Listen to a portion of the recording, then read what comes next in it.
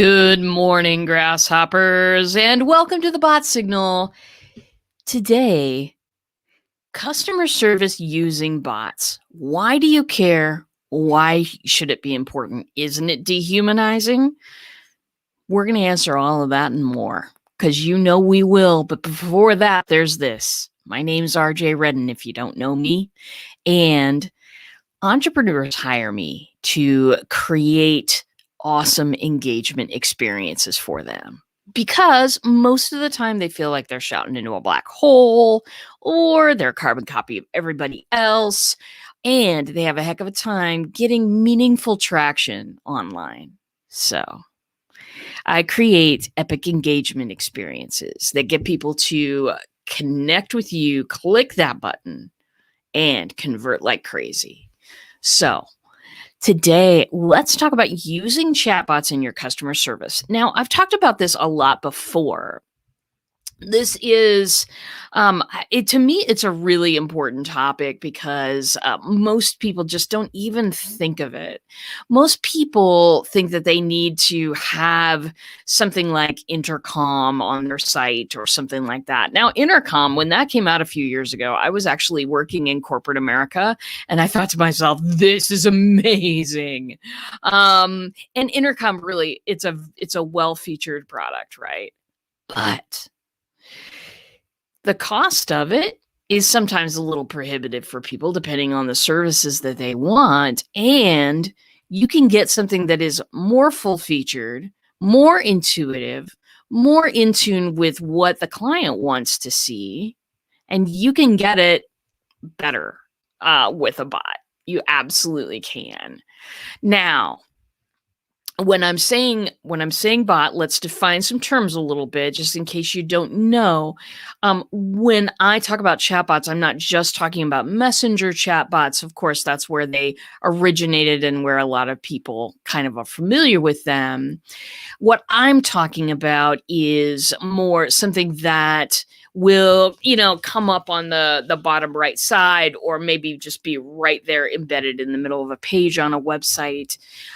That thing that says, "Hey, you shopping? Do you have any questions?" That kind of a thing. Now, why is it important? Why is it important? A chatbot will not only do your customer service, it'll do a billion other things. Just tune in any other day to the show. We'll talk about those. But it'll do pre-client service and post-client service better than anything that I know. Why? Because it has some AI in it. Artificial intelligence, everybody. Yay! Because sometimes it's just really good stuff. For me, the artificial intelligence part is where the machine tries to guess the intent of the question based on the context of the question. Now, what does that mean, RJ Redden? It means this, that there's a billion ways to ask you, how long are you open today? What time do you close? What time do you open? You open on Labor Day? Are you open right now? Do you close down during lunch? These are all questions that people might ask a brick and mortar store, basically. Okay. There's only really one answer to all of those, and it's 9 to 5, Monday through Friday, excluding national holidays. I mean, really. And so how does this matter to you? How does this matter to entrepreneurs, coaches, course creators who are working on providing excellent customer service and not having to be chained to your desk to be there? Here's how it goes. For me, I use a couple of programs that provide really good AI right there on the website, because most of the time people are coming, they're not, most websites are like brochures nowadays. It's basically looking at information, reading marketing copy, basically. It's an ID check. It's a validation check. Is this person going to run out on me overnight? Do they have a guarantee? Things like that, right? So Wouldn't it be better if you had something that just asked them if they had questions right away and then answered those questions? Johnny or Jane or whomever on the spot with information that is helpful and valuable without having to be there, without having to get an email and go, okay, I got to get back to that person. I have let things fall through the cracks before just simply because of that, because it's, because it's a thing that goes on to the end of your list. What if customer service did not have to be like that? Hey, Jessica, and hey, Play, Learn, Grow. Watching you on YouTube today. It's Teresa. Of course, of course it's you, my friend. Unless there's special COVID hours now, right? Or somebody needs to literally book an appointment to come to the location. And, when special circumstances arise, the chatbot is really easily changeable, obviously. And I'm so familiar with booking special appointments. Our little fur babies, our boys, have needed to go to the vet a couple of times, and sometimes it's a request to call ahead. There's different things that we're dealing with, but the chatbots are very editable, very changeable. And you don't have to even go into the website to make that happen, because website technology can be, depending on what you've got, a bit fun to deal with. You know what I'm saying? So here's the real reason that I think this customer service method is an excellent thing for all of the entrepreneurs, coaches, course creators out there. Here's why I think it's an excellent thing. You can get all of the, what I call level 1 questions answered. What do I mean by level 1? The what time are you open question, the question about, do I need to call ahead? Is there anything special going on with COVID? The what's the Zoom question? Where's the Zoom link question that we all get all the time? Even though most of the time Zoom links, at least for me, they don't change. What time does the meeting start? What time does the meeting end? When are the group calls this month? All of those things are level 1 questions. Questions that, and I want to impress this upon you. People think, sometimes, and I've had people say this to me occasionally, well, those are all like the dumb questions that if they read the website, they'd know. I know. Here's the truth. It's not that people are dumb. It's not that they're even asking dumb questions. What they're doing is they're gathering vital information for themselves. And they have learned to not trust websites. Because people, if you think about it, each website, if you think about it like a piece of art, and somebody's painting on a canvas, and they're presenting something to you that they want you to see, okay? Every website is pretty individual. It's up to that person what they want or think should go on there or think needs to go on there. And sometimes vital information doesn't make it because they think everybody knows it already. People have learned not to trust websites because they're so different from each other. And there's a lot of websites where you're coming through, you're just trying to find a simple thing and you can't find it because that person didn't think to put it on their website, or they had somebody else do their website and the information has changed. So here's the decision that people are facing. Do I comb through this website right now, or do I maybe just ask the question box? It's so much easier for us to provide that information for them. They're not dumb. Their bandwidth is small. And it's going to remain that way for the foreseeable future. Why not cater to them by making all of that information accessible? You can even make it so that your paying clients can type in certain keywords and get certain information if you don't need everything to be public. There's so many things that you can do here to be creative about getting people that information that they need in the moment. For some reason, we think that if we put it out all out on a website, even if we try to put it all in plain sight, we think that people are interested in reading things. They're really, really not, unless it's vital. My coach was sending some emails one time to her VIP clients, and less than 11% even opened the email. It's dismal. People don't want to read. People just want to fly by, grab it, and do something with that information. Why not? Why not adjust to how people are thinking and what they want? We do it with our products all the time, right? We learn that people, no longer want to take maybe they don't want to take a certain type of course anymore, or they, just would rather do this other thing. We adjust our products accordingly. We don't even think about adjusting our customer service accordingly. Why is that? There's not a lot of creativity modeled in customer service these days. And I get it. I know. It's one of those things that's like, oh, I'll get to it. Okay? But you would get a lot more people that come to your website if you have a catcher's mitt out there. That's my last sports analogy of the day. I hope you enjoyed it. All right, let me catch up on the comment here. There are a lot of them this morning, you guys. That's awesome. Is your vet a client too? My vet is not. Unfortunately. I really don't have local clients. My clients are all over the world. And Omaha, where I live, is not exactly a place where people are on the cutting edge of technology.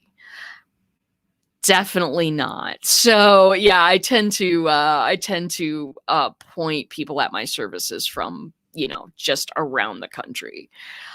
Nobody is taking the time to read your site. It's true. They're not. They don't want to, unless they have an afternoon and they're kind of wanting to check you out. That's a different thing. But if people are going there wanting to find information, they need it to be at their fingertips. They don't have time. They don't have the bandwidth. They just want an answer. People want to ask a question, get a response, and bounce. We seek engagement now. We do. We are so lonely for engagement. We are.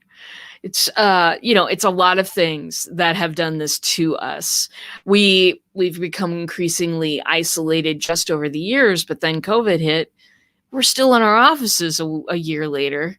At least I am. A lot of people are isolated from the folks that they love, and some of them haven't had a hug in a long time. So it is important to catch people where they're at, not expect them to cater to what you want to provide customer service wise, but let's meet them exactly where they're at. Jessica says, it's just faster to find the most direct path to get to the answer. Yeah. It is. And if you don't stop there, here's a secret of customer service through bots. Don't stop with one answer to one question. Why do that? Ask them if they have any other questions. Once you've answered one, ask them if they have more. If they have more, answer those and keep asking if they have more questions. What if they can get 5, what I call those basic support level 1 customer service questions?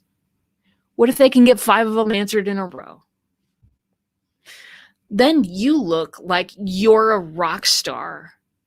And you look like somebody who knows some of the problems that they might face or some of the questions that they might have, and you have solutions. You're establishing yourself as an expert with the solutions. This did not take writing up a whole blog post and putting it out there. This did not take any of the normal situations where people think about establishing themselves as an expert. You can do it right in your customer service. You ready for this? Tip number 2. When they're done with the questions, if you have correctly taught your system to recognize how to identify what is valuable to that human being on the other end, you can then say, hey, saw you were asking a lot of questions about this. If you want to dive deeper, I've got a little video right here for you, and then serve it up to them. Or ask them if they want to watch a little video, or ask them if they want a little freebie that you might have on just that subject. Dig deep with these people. Overserve, okay? We don't think of overserving. We don't, because we don't have the time and the energy to think about that. We have the time and the energy to think about, let's get this question answered and get this person on their way.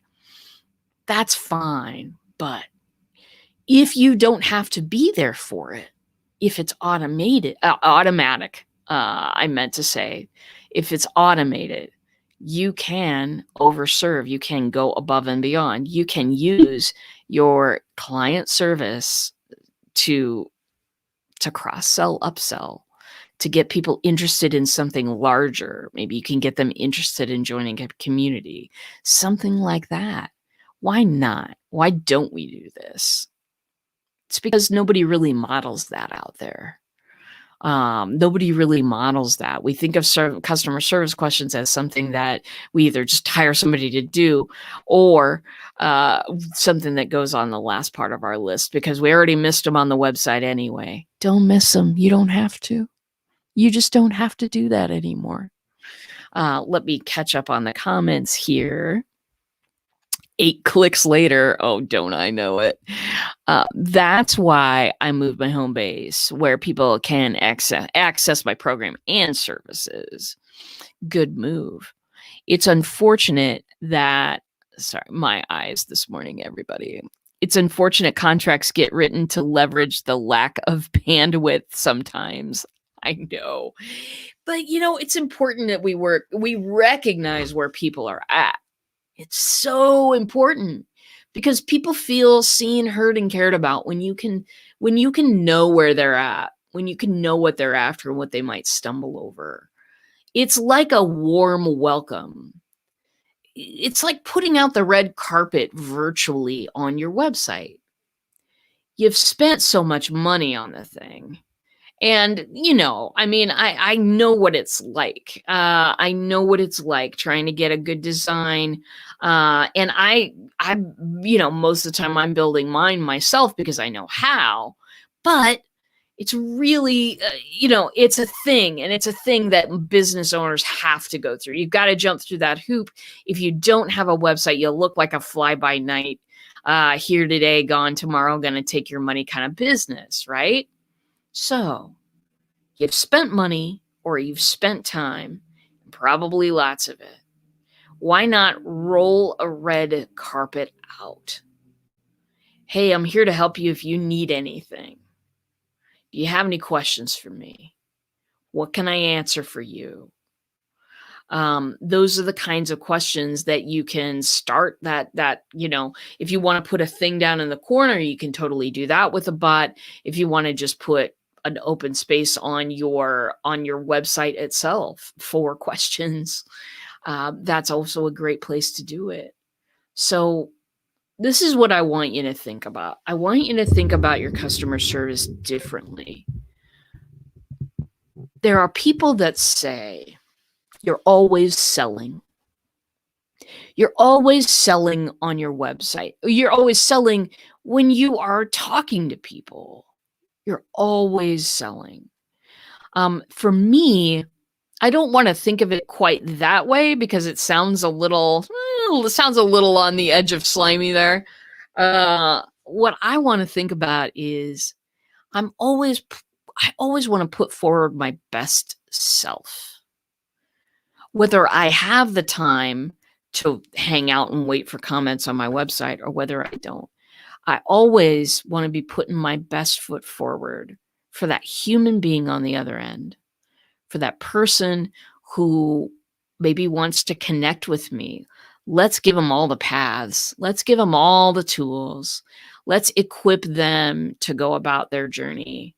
Maybe that journey is going to be with you. Maybe it's going to be with somebody else. But honestly, you can stick people to you with customer service alone. You can start hooking people in and getting that interest in developing a relationship with you. Why not use your customer service as a way to do that? So these are some things to ponder on a beautiful Tuesday. I would like to say that in Omaha, we got a freaking foot of snow yesterday. My wife scraped the back deck so that our puppy could go outside 4 times yesterday. She's my hero, by the way. Let's just celebrate my Megan for a second because she's an awesome human being. But just want to say we got a foot of snow yesterday. It's been a big week here in the bot cave. We also, I believe, and I'll have to check with my team member about this, but I believe that our class went out yesterday. And we are so very, very excited about that. The epic engagement formula. This thing's gonna rock. And our people who have signed up so far, you know who you are. You all rock too. Because this is gonna be, for me, this is a game changer. This is a joy to be able to serve people. I serve my one-on-one clients and I love them. But I really, in order to serve them the very best that I can, I put a cap on that number. But there's no cap on there's no cap on people that can take my class. And I love teaching people about stuff. I love it. So big win here. And you'll hear about that Friday again too, because baby, that's some effort that went into that. Some design, we'll say. I didn't get anything. Okay. We will make sure, let me make sure that you get that today, because I did see some things that made me thought it had gone out, but I'll check. Very good. By the way, when does class start? I hope I didn't miss it. You did not. Just caught up on your previous comment there. You didn't miss it. This will be coming out today. I will check with her right after this and just make sure that that's going on.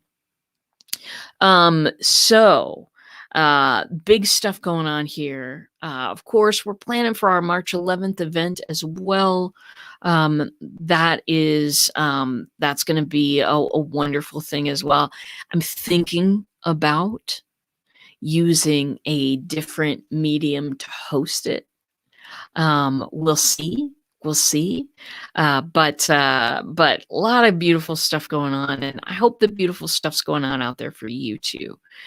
I hope that wherever you are, whatever you're doing, you are giving yourself a leg up on your competition by thinking about things differently, by using. This is Google several years ago now. They talked about, a mobile first approach to everything. This is back when, do you remember when you would get on a website and the first thing that you would see is tiny little text, and you would have to go whoop, pinch, zoom it to even read the website? Google kind of phased those out some years ago, and they said, hey, if you've got a website that doesn't respond to mobile, which is what those websites are, then we're going to go ahead and put you a little bit down in the results. And as you know, if you want to hide a dead body, put it in a second page of a Google result. So, Google's going with this mobile first campaign because that's how most people access the internet in this day and age. This day and age makes me feel old. But here's what I want from you. And think about this today. Every interaction that you have today with potential clients or with clients who have already hired you, let's think of engagement first. What's the engagement first approach? What would your engagement be? In essence, what would Spinning Dragon do? Anyway, a lot of exciting stuff going on over here. I hope that your life is just as filled with beautiful and bountiful things. And thank you for coming today. Thank you for listening. Thank you for being there consistently. Yeah, level 1 questions. What time's the meeting start? I know. Sometimes you'll send people stuff in the email. They won't read that either. The time is right in there. That's okay. Let's make it okay. Let's make one central place to go where your clients and your pre-clients can ask you anything at all. And let's make that a place where people can go get all their questions answered. You know what this makes me think of? When text messaging first came out. Now, I may be dating myself here, but I don't care because I'm cool like that.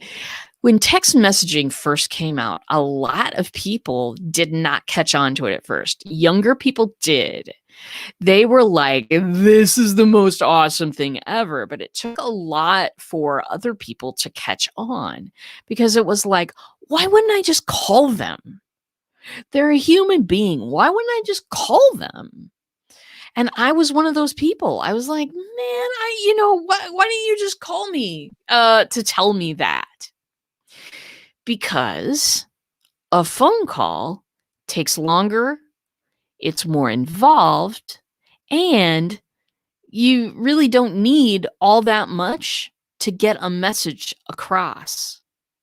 So, for instance, hey, I'm gonna be 5 minutes late. You don't want to have a conversation at that point. You're rushing to get where you were supposed to be 5 minutes ago. Hey, can we do the meeting early today? I've got an appointment that just canceled. There's another case where, hi, how are you? How are the kids? How's the dog? Okay, great.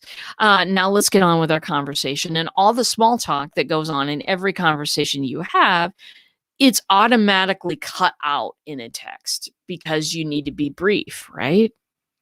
Okay. So then texting caught on. Once I needed a full physical keyboard on my phone before I texted because I did not want to be one of those people that didn't use proper words and punctuation. I know, yes, I'm like that. Anyway, texting caught on, and it was like when I started doing it, I went, oh, these are the benefits, that we can cut out all the small talk, that we can go ahead and just get the information or give the information just what's needed at the right time. My darlings, my grasshoppers, please start thinking of your customer service this way. Information, just what they need, just what's valuable, right there at the right time without you having to physically be there. It's the next step. It's the next phase in client service and customer service. So that is it for me today. I have, I've gone on long enough, probably have beat a dead horse, but I want to thank y'all for coming today. You're the best audience in the whole world. I wish you many awesome things in your day. Tomorrow we'll be back. You know we will. And from me to you, thank you for coming today, and I'll see you in a bot.